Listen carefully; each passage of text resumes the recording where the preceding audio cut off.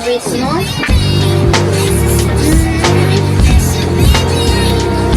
Parang walang favorite. Pero nakikinig naman ako ng mga may mga parang songs akong favorite. Pero may hindi local artist na parang pinaka-favorite. Parang wala. Kasama pa rin siya sa activities. Pero iba na agency kasi acting focus niya. Hi, JMR. So, pag sa Twice, hindi naman siya alis mismo ng Twice. So, sa Twice, pag group, kasama pa rin siya. Pero hindi lang pag solo activities lang talaga. Yes. Kala ko alis siya mismo ng Twice eh. Ang lungkot niya.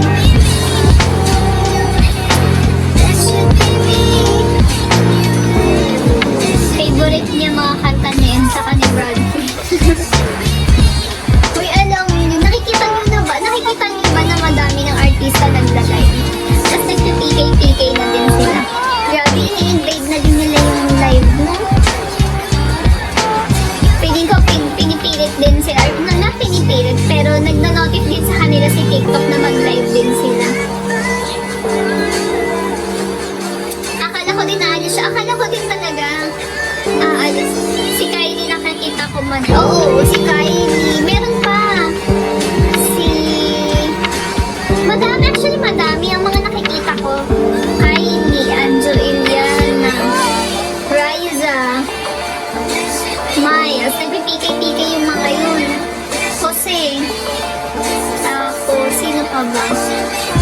Jillian, Ward. Nagla-live na sila. Tapos nagpipikay.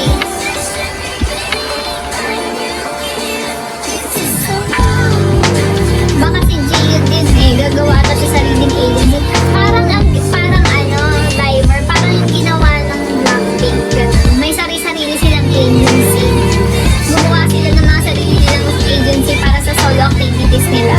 Pero as a group, nasa pa rin sila. Nasa company pa din nila. Ay, nako girl. Oo, diba? Like Blackpink fading. Ibang level yung bago sila.